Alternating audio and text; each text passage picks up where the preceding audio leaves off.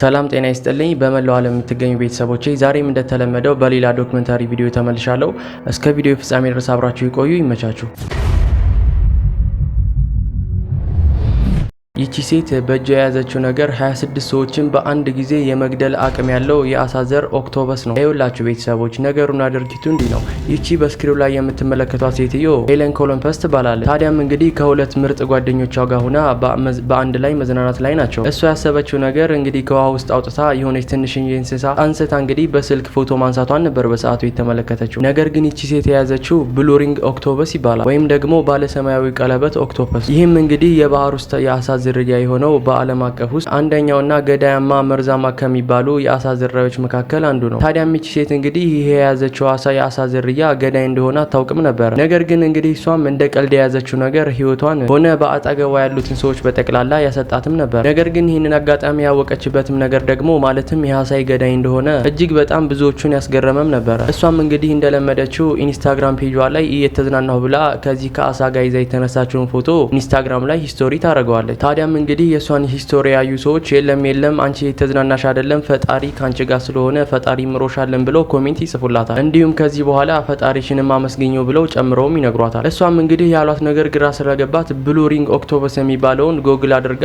ስለዛ እንስሳት ማወቅ ትጀምራለች። ታዲያም እንግዲህ ይቺ በስክሪኑ ላይ የምትመለከቷት ሴት በእጇ ይዛ ስትጫወትበት የነበረው የአሳ ዝርያ እጅግ በጣም አደገኛ ከሚባሉት የአሳ ዝርያዎች መካከል አንዱ ነበር። ታዲያም እንግዲህ የአሳ ዝርያ አንዴ የነደፋችሁ ማለት ሰውነታችሁን በጠቅላላ ሙሉን ፓራላይዝ የማድረግ ሳምባና ልባችሁንም ከጥቅም ውጭ የማድረግ ኃይል ነበረው። ታዲያም እንግዲህ ልባችሁም ሆነ ሳምባችሁ ወይንም ሌሎች የሰውነት ክፍላችሁ ፓራላይዝ ሲሆኑ አይታወቃችሁም። እናንተም እንግዲህ የሚታወቀው ይሄ በሽታና እሱ ከነደፋችሁ በኋላ የሆነ መሞቻችሁ ወይንም የመጨረሻ ጊዜያችሁን በስተመጨረሻም ነበር የምታውቁት። ታዲያም እንግዲህ እቺ ሴት በመጨረሻም ይሄንን ንግግር ትናገራለች። እጅግ በጣም ከምነግራችሁ በላይ እኔን ፈጣሪ ይወደኛል፣ በዚህም ድርጊቱ ደግሞ እኔን ብዙ ነገር አስተምሮኛል ስትልም ተደመጠ። እናም እንግዲህ እቺ ሴት ልጅ አሁንም ቢሆን ገና እንደ ህፃን ልጅ እንደ አዲስ እየተማርኩ ነውም ትላለች። ማንኛውንም የማይጠቅማችሁን ወይንም የማይረባ ቃታንሶ የሚባለውን ነገር ልጅ እያለሁ ነበር ያወቅኩት። ነገር ግን ትልቅም ሁኜ ገና እንዳልተማርኩ አሁንም እየገባኝ ነው ማለት። አሁንም ቢሆን እንግዲህ ለሌሎቹ እንደ ህፃን እመክራለሁኝ፣ በፍጹም የማታውቁትን ወይንም የማይጠቅማችሁን እቃ አታንሱ ብዬ ማለት። እናም ለማንኛውም ፈጣሪዋ ስለፈቀደላት ህይወቷ በዚህ መልኩ ሊተርፍላት ችሏል። ወደ ቀጣይ ዶክመንታሪ ቪዲዮአችን እንላለን። ይቺ በስክሪኑ ላይ የምትመለከቷት የ90 ዓመት አዛውንት እንግዲህ እጅግ ብዙዎቹን ጉድ የሚያስብል አንድ ተግባር ሰርታለች። እናም ይቺ በስክሪኑ ላይ የምትመለከቷት የ90 ዓመት አሮጊት እንግዲህ እምቢ በማለቷ ብቻ 1.8 ሚሊዮን ዶላር እየተለመነች ነበር። ዋሽንግተን ሲያትል ውስጥ ነበር ይሄ ክስተት የተከሰተው። እናም ታዲያ አሁን የምነግራችሁ ታሪክ ፊልም እስኪሰራለት ድረስ ብዙ ሰዎች የተቀባበሉትና ያወቁት ታሪክ ነበረ። ታዲያም እንግዲህ ብዙዎቻችሁ ቤተሰቦች ይሄን የምትመለከቱ ሰዎች አፕ የሚለውን ፊልም ካስታወሳችሁት የዚች ሴት ታሪክ ነው ተጽፎ ይተሰራላ። ይኸውላችሁ በአንድ ወቅት እንግዲህ እጅግ በጣም ባለሀብት ነን፣ ብዙ ገንዘቦችና ብሮች አሉን፣ ቱጃር ነን የሚሉ ባለሀብቶች እሷ የምትኖርበትን አካባቢ እንግዲህ በጠቅላላ ከ8000 ዶላር ጀምሮ እስከ 1.8 ሚሊዮን ዶላር በመክፈል ነዋሪዎች ማስነሳትና ካስነሱም በኋላ እንግዲህ ያንን ቦታ ለሚፈልጉት ፐርፐዝም ለማድረግ እነዚህ ባለሀብቶች ወደዚህ መንደር መጥተዋል። ያው ዋነኛ ምክንያታቸው ደግሞ ያንን ነዋሪዎቹን ካስነሱ በኋላ የንግድ ቦታዎችን ለመገንባትም ነበረ። እቺም እንግዲህ በስክሪኑ ላይ የምትመለከቷት አውርጊት ኢዲት ስሚዝ ትባላለች። እናም ይህንን ነገር በተጠየቀችበት ሰዓት እንግዲህ እምቢቷን ትገልጻለች።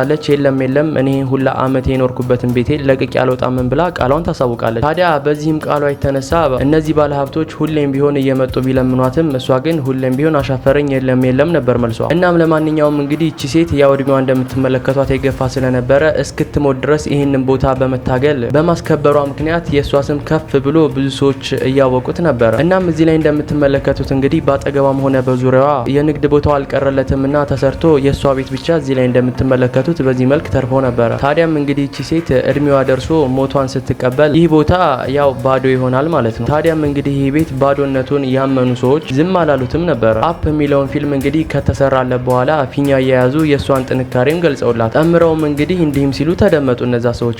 ይቺ ሴትዮ ለምትፈልገው አንድና አንድ አላማ እምቢ በማለቷ ብቻ ያንን የምትፈልገውን ነገር አሳክታ ሄዳለችም አሉ። እናም ምስክርነታቸውንም እንግዲህ ለዚች ሴት ሰጥተው ፊኛቸውን ይዘው ወደ የመጡበት ተመለሱ። ታዲያም እንግዲህ የዚች የ90 ዓመት አሮጊት ምክንያትሽ ምንድነው ተብላ ስትጠየቅ ደስታ ከኔ ከገንዘብ በላይ ነው ብላ ተናገረች። እናም እኔ የምፈልገው ቤቴንና ማንነቴን ብቻና ብቻም ነው ብላ አለች። ምክንያቱ ደግሞ ላለፉት በርካታ ዓመታት እዚህ ቤት ተቀምጬ ስለነበረ የኔ ደስታዬ የነበረው እዚህ ነው። ብዙ ትውስታዎች በዚህ ቤት አሉብኝና ቤቴንም አለቅም ብላ በዚህ መልኩ ለማንኛውም ብቻውን የቀረ ቤት ነበረ። ታዲያም እንግዲህ በዚህ ተግባሯ እጅግ በጣም ብዙ አድናቆቶችን አግኝታ እስካሁን ድረስ እዚህ ቦታ ላይ ፊኛ እየታሰረ እሷን እያስታወሷት ይገኛሉ። እና ለማንኛውም ሁሌም ቢሆን ብር ከሚያስገኘው ደስታ በላይ ትውስታና ደስታ ያስገኛል ብዬ አስባለሁ፣ ይህን ቪዲዮ ካየሁት በኋላ ማለት ነው።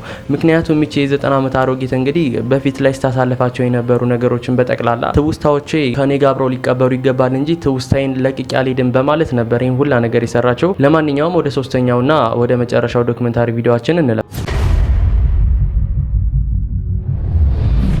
እናት የቦክስ ሪንግ ውስጥ ልጇ ተደብድቦባት ሊሞት ሲል ፊት ለፊት ቁጭ ብላ ትመለከታለች። ነገር ግን ያው እሷ እናት ነበረችና የልጇን መሞት አልፈለገችም። ያው እንግዲህ እናት በዛ ሰዓት በጣም ደንግጣ ስለነበረ አይኗን ጨፍና ጸሎት ትጀምራለች። ያው አባት ግን ከእናት በተቃራኒ ሆኖ ልጁን አፍጥቶ ያይ ነበር አባት። ምክንያቱ ደግሞ ያው ተጋጣሚው እጅግ በጣም አሉ ከሚባሉ አደገኛ ቦክሰኛዎች መካከል አንዱ ስለነበረ ማለት። በዛ ላይ ጭምር ደግሞ ምንም አይነት ስነ ምግባር የለውም ተብሎ የሚገመት ቦክሰኛም ነበረ። ምክንያቱም ደግሞ ሰዎችን እስኪሞቱ ድረስ የሚቀጠቅጥ አንድ ሰው አለ። ይህም ሰው ይሄ ነው፣ ሜልቨን ይባላል። ታዲያም እንግዲህ የእነዚህ ቤተሰቦች ልጅ ከቦክሱ ባሻገር በጂዶ ብቻ ልምድ ያለውም ቦክሰኛ ነበረ። ታዲያም እንግዲህ ከዚህ ጨካኝ ሰው ጋርም ሲገናኝ መሞት እንጂ ሌላ ምንም አማራጭ አልነበረውም ብለው ብዙ ሰዎች ቀድሞ ተናገሩ። ታዲያም እንግዲህ እናትም ይሄንን የሚነገራትን ነገር በጠቅላላ በማዳመጥ ልጅየው ልታስቆመው ትሞክራለች። ነገር ግን ልጅየው ይሄ ቦክስ እንደሚያስፈልገውና ይህንን ነገር ካላደረገም ብዙ ነገሮች እንደሚያመልጡት ነግሮም እናቱን ያሳምናታል። ታዲያም እንግዲህ ውድድሩ በሚጀመርበት ሰዓት እናት አይኗን ጨፍና ጸሎት ትጀምራለች። ታዲያም እንግዲህ ውድድሩ እንደተጀመረ ያው እንደተጠበቀው ነበር የሆነው። ማንሮልፍ ያው እንደተለመደው ድብደባውን ይጀምራል። ኢሺሮ ማለትም የነዚህ የሁለት ቤተሰቦች ልጅ መቀጥቀጡን ይቀጥላል። ታዲያም እንግዲህ እነዚህ በቦክስ ሜዳው ላይ የተገኙ ደጋፊዎች ገደለው እያሉም ውድድሩን ቀጥለዋል። ታዲያም እንግዲህ ይህ ውድድር ሲካሄድ እናት አሁንም ቢሆን አይኗን ጨፍና ትጸልይ ነበር። ነገር ግን አባትም የልጁን ብቃት ያውቅ ነበርና ዝም ብሎ አፍጦ ይመለከት ነበር። ታዲያም እንግዲህ ብዙ ሰዎችና ተመልካች የገመቱት ነገር ያው ተገላቢጦሽ ሆነ። አንድ አጋጣሚ ይህ የኋለኛ የተባለው እጅ የዚህኛው እጅ ላይ ይገባና ኢሺሮ ማለትም የነዚህ የሁለት እናትና አባት ልጅ እጁን መልቀቅን እምቢ ይላል። ታዲያም እንግዲህ እጁ ሊሰበር ሲል ማኖል በቃ ተሸነፍኩም ብሎ ለዳኛ ቃሉንም ይሰጣል። እጅግ በጣም እንግዲህ ሲደነፋና ከኔ ውጭ ማንም የለም ብሎ ሲናገር የነበረው ይህ አደገኛው ሰው ያው በኢሺሮ ተሸንፎ ከውድድሩ ውጭ ለመሆን በቅቷል። እናትም እንግዲህ እዚህ ጋር በምትመለከቱት መልኩ ከልጇ ጋር እያለቀሰች ድሉን አጣጥመዋለች። እና ለማንኛውም መደንፋት መገላበጥ ምንም ዋጋ የለውም፣ የልብን በልብ ይዞ መኖር እንጂ። ለማንኛውም የዚች እናት ጸሎት በዛ ሰዓትም ሰርቶ ነበር። የዛሬ ፕሮግራማችን ይህን ይመስል ነበረ። በቀጣይ በአሪፍ ቪዲዮ እንገናኛለን። እስከዛ ድረስ አሪፍና መልካም ጊዜ ተመኘ።